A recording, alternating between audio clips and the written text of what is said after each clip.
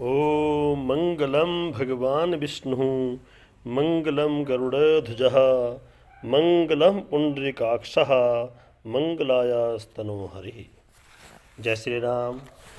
नमस्कार मेरे साथियों, आज आपकी सेवा में हाजिर हूँ माघ महात्म्य के 16वें अध्याय में।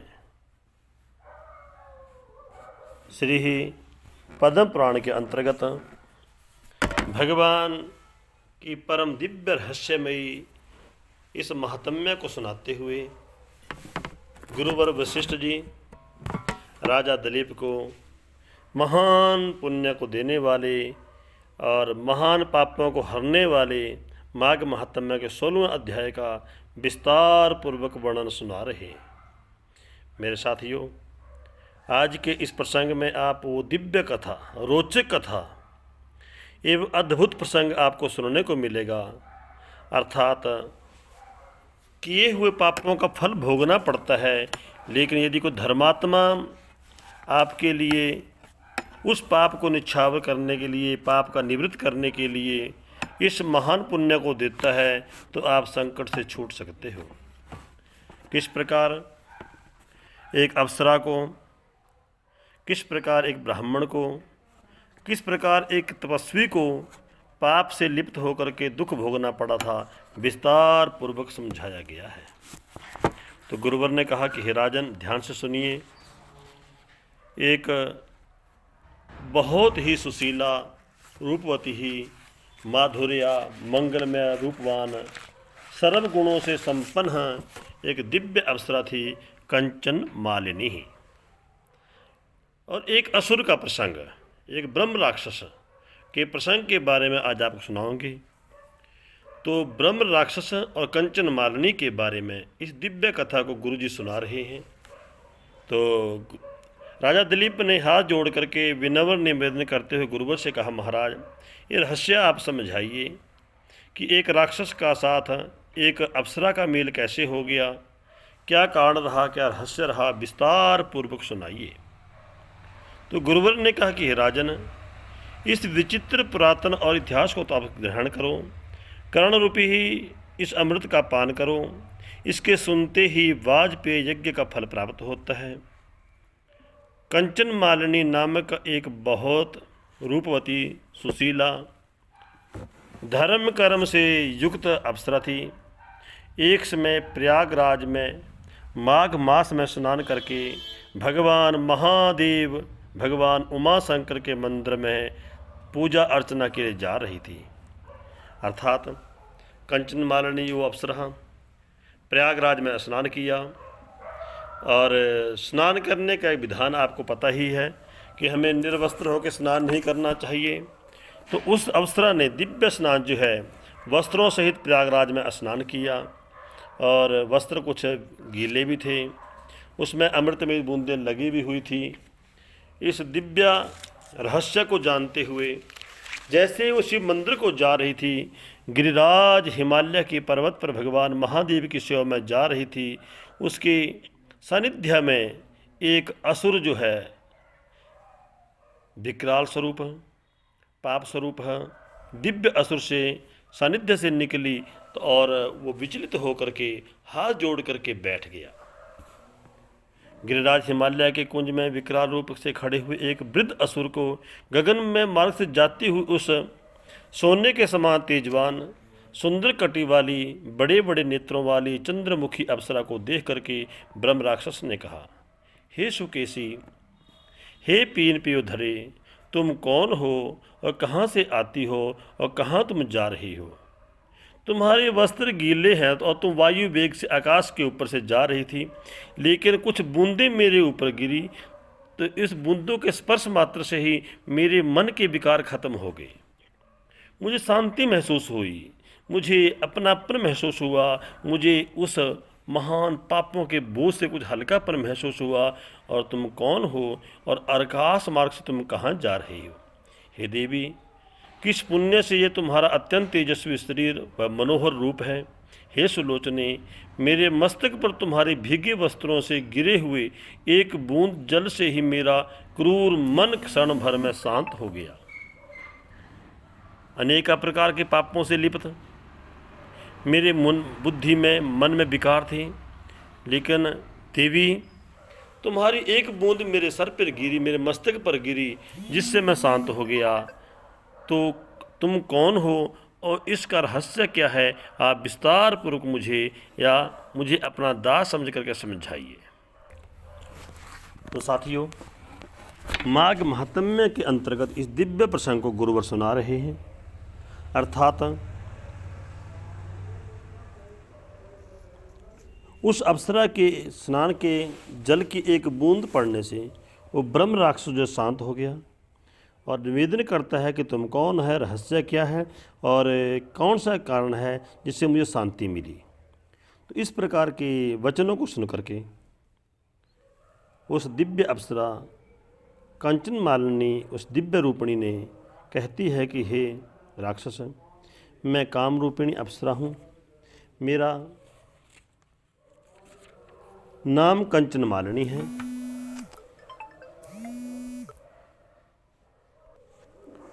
कंचन मालिनी मेरा नाम है और मैं नित्य प्रति माघ के महीने में प्रयागराज में स्नान करने के लिए नित्य प्रति मैं ब्रह्म मुहूर्त में आया करती हूँ। गंगा यमुना जी के संगम में स्नान से भली प्रकार से मेरे वस्त्र भीगे हुए हैं। हे राक्षस, मैं श्रेष्ठ पर्वत कैलाश पर भगवान आशुतोष, भगवान पार्वती पति, भगवान शंकर की पूजा करने को जा रही हूँ। त्रिवेणी के जल की से तेरी क्रूरता निकल गई, अर्थात जो जल की बूंदें जो गिरी वो प्रयागराज त्रिवेणी के जल की बूंदें गिरने से तुम्हें शांति महसूस हुई। जिस पुण्य के प्रभाव से मैं सुबुद्धि गंधर्व की कन्या जिस पुण्य के प्रभाव से मैं सुबुद्धि गंधर्व की कन्या रूप में पैदा हुई, उमा की प्यारी हुई, इस रहस्य को गुरुवर उस दिव्य गुरुदेव ब्रह्म राक्षस नमस्कार, इस रहस्य को जानते हुए अप्सरा अपने रहस्य को बता रही है। लेकिन जब इस बात को राजा दिलीप ने सुना तो गुरुवर से निवेदन करते हैं कि गुरुवर, आप कृपा करके बताइए ऐसा कौन सा पुण्य उस अप्सरा ने किया था जिस पुण्य के प्रभाव से वह रूपवती हुई, सुशीला हुई, उसे भगवान महादेव की पूजा करने का सौभाग्य बना। और इस रहस्य को आप विस्तार पूर्वक मुझे समझाइए। और उधर इस रहस्यमय प्रसंग को कंचन मालिनी नाम की अप्सरा वो उस ब्रह्म राक्षस को सुना रही थी। अर्थात ये रहस्य ब्रह्मा जी ने ब्रह्म सागर में इस प्रयागराज में उपस्थित किया और गुरुवर व्यास जी ने इस रहस्य का अनुसरण करते हुए इसका लेखन किया और दिव्य स्वरूप धारण करने वाले पद्म पुराण के अंतर्गत इसका उल्लेख किया। अप्सरा अपने पूर्व जन्म के रहस्य को बता रही है कि हे असुरराज, मैं दिव्य रूप कैसे हुई, मैंने कौन सा पुण्य किया, इसका मेरा पूर्व जन्म के इतिहास के बारे में पहले तुम जानो, फिर मैं तुम्हारे पूर्व जन्म के इतिहास के बारे में समझाऊंगी। प्राचीन काल की बात है, पूर्व जन्म की बात है। कलिंग देश के एक राजा हैं और उनके यहाँ पर मैं वैश्य का काम करती थी।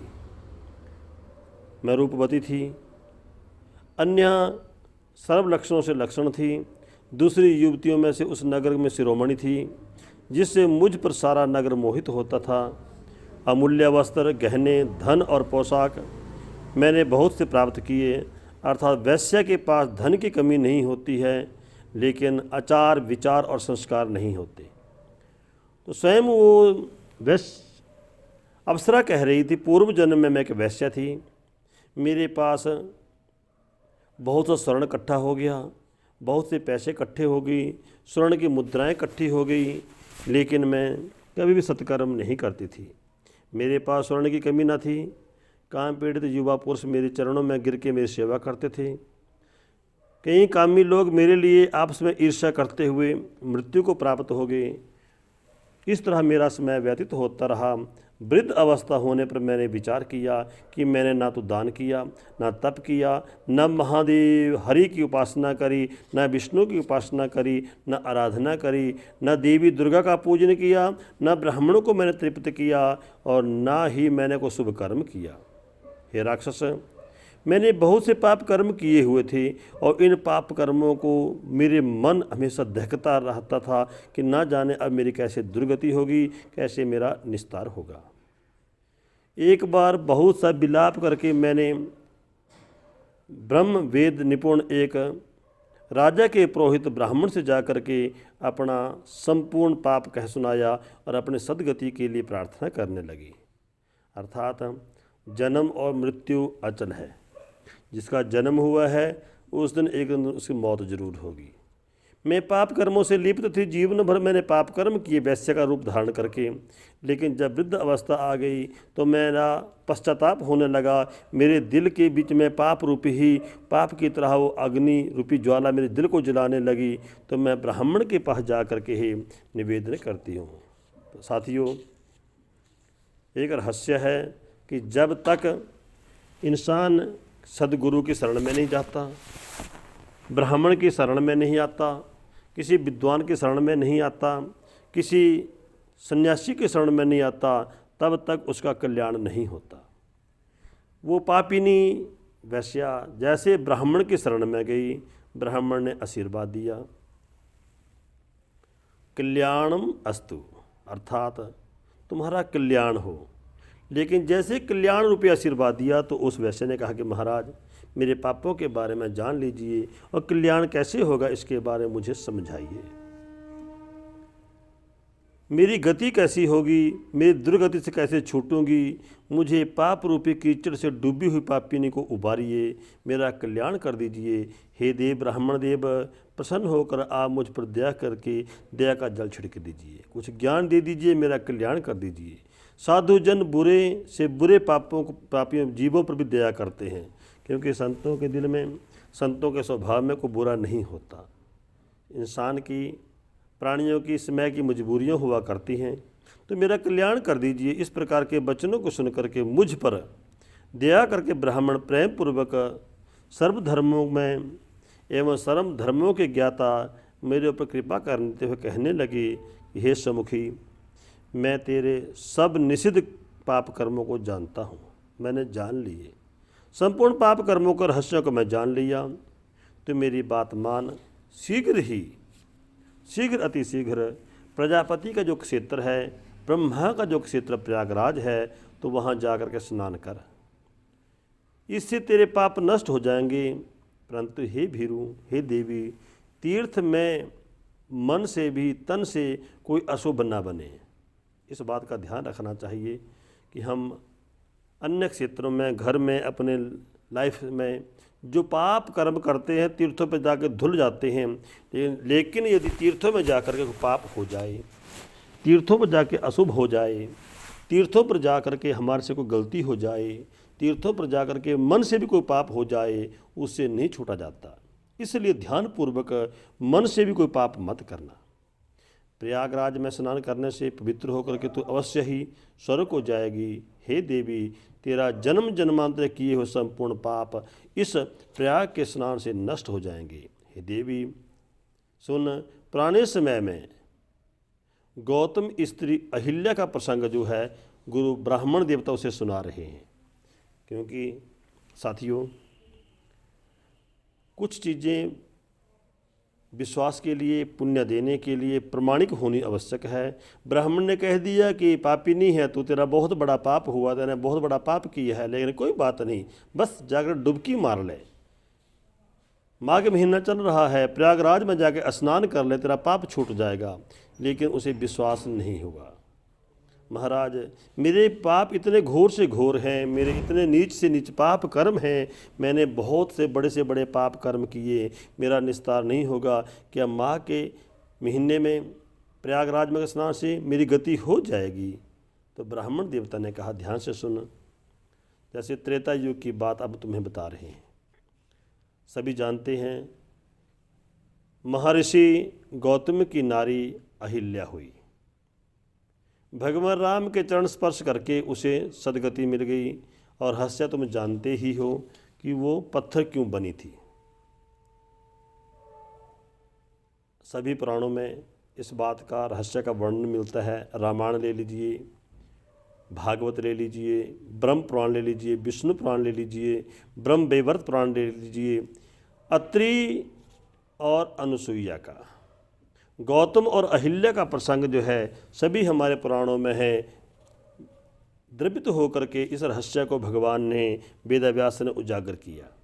सभी जानते हैं कि गौतम की नारी अहिल्या थी। अहिल्या को देख करके, उसके रूप, यौवन, उसकी सुंदरता को देख करके स्वर्ग का राजा जो इंद्र था वो उसके ऊपर मोहित हो गया। सभी रहस्य को जानते हैं। गौतम ऋषि स्नान करने के लिए गंगा में की तरफ बढ़ते हैं। पीछे से इंद्र जो है गौतम ऋषि का रूप बना करके उसके शयन गृह में प्रवेश कर जाता है। इंद्र ने गौतम का रूप बनाया और अहिल्या के साथ कुकर्म करने के लिए उसके गृह में, उसकी कुटिया में, उसके शयन कक्ष में प्रवेश करता है। और जैसे ही वो अहिल्या के पास पहुंचते हैं उसी समय महर्षि गौतम जी भी ब्रह्म मुहूर्त से पहले गंगा में प्रवेश करने से पहले गंगा माँ ने उन्हें रोक दिया। जैसे ही अपने कुटिया में प्रवेश करते हैं तो इंद्र को अनुसुईया के अहिल्या के पास जब अकेले पाया तो क्रोधित होकर के गौतम ऋषि ने अपनी पत्नी अर्धांगिनी, अपनी भार्या को, अपने जीवन साथिनी को हो अहिल्या को अभिशाप दे दिया कि तैने पाप कर्म किया, पर पुरुषों के साथ रति गति करने के लिए तुम द्रवित हुई, इसलिए जाओ, तुम्हारा इस जन्म में है, इस पाप कर्म से लिप्त होकर के तुम पत्थर का रूप धारण करके ही ठोकरें खाती फिरोगी। अर्थात तुम्हारा इस मनुष्य तन से तुम्हें अभिशापित होकर के तुम पत्थर हो जाओ। लेकिन इस लज्जा के मारे इंद्रदेव अपना मुँह छिपाए हुए भागने लगे। लेकिन गौतम ऋषि ने उसे भी अभिशाप दे दिया कि तुम स्त्रियों के ऊपर मोहित होकर के स्त्रियों पर इसके शील आचरण धर्म को नष्ट करने के लिए, स्त्री स्वरूप को देखने के लिए तुम मेरे घर में मेरे रूप धारण करके प्रवेश किए। जाओ, मैं तुम्हें अभिशाप देता हूँ कि तुम्हारे शरीर पर भी हजारों भग चिन्ह हो जाएं। तो साथियों, अहिल्या पत्थर बन गई और इंद्र के शरीर पर हजारों भग चिन्ह हो गए। जब संपूर्ण शरीर पर भग के जो चिन्ह बन गए, भग के निशान बन गए, योनि रूप शरीर के ऊपर जब स्थापित हो गए तो इस लज्जा के मारे, इस पाप कर्म के मारे इंद्र ने अपना पाप छुपाने के लिए मानसरोवर में कमलों के उस सरोवर में जा कर के छुप करके बैठ गए। सरोवर के तट पर जाकर के स्वर्ण कमलों से भरे हुए इस दिव्य सरोवर में प्रवेश कर गए और छुप करके अपना समय बिताने लगे ही। बोलिए माघ महात्म में भगवान की ही, दिव्य भगवान की ही, सत्य सनातन धर्म की ही जय हो। साथियों, इस दिव्य रहस्य को ग्रहण करते हुए, पारायण करते हुए गुरुवर इस रहस्य के बारे में सुना रहे हैं कि साथियों, किए हुए कर्म का फल भोगना ही पड़ता है। अर्थात अहिल्या पत्थर बन गई और इंद्र के शरीर पर भगचिन्ह हो गई। पाप कर्म को छुपाने के लिए वो सरोवर में, स्वर्ण कमल के सरोवर में छुप करके जा करके बैठ गए। इस प्रकार पाप कर्म से निंदित कर्म होकर के सब मनुष्य नरक हो जाते हैं। आयुष्य, कीर्ति, धर्म, यश और धैर्य सदैव नष्ट करने वाले दुराचारी कामदेव को धिक्कार है। इस विपत्ति से उचित स्थान यह है कि शरीर में स्थित दुख का दमन करने योग्य शत्रु असंतुष्ट था सदैव अकल्याण करने वाला है। पद्म से युक्त सरोवर में बैठे हुए इंद्र इस तरह क्लेशित हो रहे थे तो ब्राह्मण देवता कहते हैं कि हे देवी वैश्या, जैसा तुमने पाप कर्म किया वैसा पाप कर्म अहिल्या से हो गया, वैसा पाप कर्म इंद्र से हो गया। उनके पाप कर्म कैसे छूटे, इसके बारे में ध्यान से श्रवण कीजिए।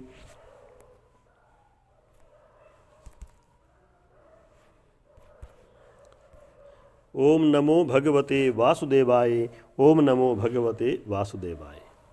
और उधर स्वर्ग का राजा इंद्र जो स्वर्ग में वापस नहीं गया, वो सरोवर में छुप करके बैठ गया। देवलोक के सभी देवी देवता चिंतित होकर के गुरु बृहस्पति के पास जाते हैं और गुरु बृहस्पति जी इस रहस्य को जान लेते हैं, इंद्र की संपूर्ण कृतक्रिया को जान लेते हैं और किस प्रकार उसका उद्धार किया जाए। बृहस्पति भगवान किए हुए कर्म को, इंद्र के किए हुए कर्मों को जानने के बाद उसका उद्धार करने के लिए वो दिव्य सरोवर के सानिध्य में पहुंचते हैं। बृहस्पति जी बोले, अपराध से लज्जा से इंद्र जहाँ स्थित है, अर्थात इंद्र ने पाप कर्म किया, लज्जा के मारे अब उसके शरीर पर भग के निशान हो गए हैं और उससे बचने के लिए, उस पाप कर्म से बचने के लिए छुपा बैठा है। इंद्र बिना बेचारे ने काम किया, फल भोग रहा है। नीति को छोड़ने से लोगों को भयंकर कष्ट होता है। राज्य के मद से उन्मत्त कृत्य एवं अकृत्य का विचार न करके दुर्भाग्य के से नष्ट बुद्धि होकर के लोग मूर्खता से काम करते हैं, जिसके अपराध से इस लोक में परलोक में उसके पुण्य नष्ट हो जाते हैं। तब वहाँ पर इंद्र था और सभी देवी देवता बृहस्पति के साथ मिल करके उस दिव्य सरोवर में सानिध्य में पहुँचते हैं और बृहस्पति ने आग्रह किया। कमल रूपी उस सरोवर से इंद्र देवता निकले। उनका मुख मलिन था, कुरूप था, उनकी आंखें लज्जा के मारे बंद थी, झुकी हुई थी। इंद्र ने बृहस्पति के चरण पकड़ लिए, गुरु के चरणों में गिर गया कि हे गुरुदेव, मेरा उद्धार कीजिए, मेरा उद्धार कीजिए। इंद्र के वचन सुन करके गुरुवर बृहस्पति ने कहा कि देखो, जो पाप तुमने किया वो क्षमा के योग्य नहीं है, लेकिन तुम स्वर्ग के राजा हो, तुम्हारा निस्तार, इस पाप से छूटना भी परम आवश्यक है। इसलिए चलो तुम प्रयागराज तीर्थ में जा कर के शीघ्र ही स्नान करो। प्रयागराज में माँ के स्नान से तुम इस पाप से छूट जाओगे। तो बृहस्पति ने प्रेम पूर्वक उसे वरदान दिया कि तुम्हारा इस पाप कर्म से तुम छूट जाओगे और तुम्हारा उद्धार भी हो जाएगा। तो इस दिव्य स्वरूप को, पाप रूपी स्वरूप को हो कैसे उद्धार होगा, तो देवताओं सहित इंद्रराज माह के महीने में प्रयागराज में स्नान किया और प्रयाग महाराज में स्नान करने से उसके शरीर के भग के चिन्ह जो थे वो नष्ट हो गए और गुरु बृहस्पति के आशीर्वाद से उसके शरीर पर हजारों नेत्रों के चिन्ह बन गए। अर्थात जहाँ पर हजारों योनियों के चिन्ह थे, वहाँ हजारों नेत्रों के चिन्ह बन गए। सची के पति इंद्र ब्राह्मण वाक्य के 1000 नेत्रों से ऐसा शोभित हुआ। इस तरह मान सरोवर के कमलों में से शोभायमान होता है। अर्थात वो दिव्य रूप धारण कर लिया। संपूर्ण पाप, इतने बड़े विकराल पाप से जब इंद्र की इस दुर्गति से छूट गया, तो हे भीरू, हे देवी वैश्या, तुम्हारा भी उद्धार अवश्य हो जाएगा। अर्थात 16वें अध्याय के प्रसंग में विस्तार पूर्वक गुरु जी ने इस रहस्य को सुनाया।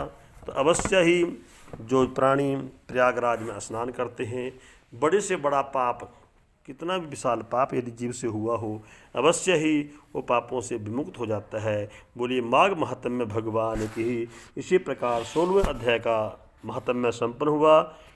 किस प्रकार उस वैश्य की गति हुई और किस प्रकार उस ब्रह्म राक्षस की गति होती है, ये कल यानी कि 17वें अध्याय के बीच में आप श्रवण करोगे। जय श्री राधे राधे राधे।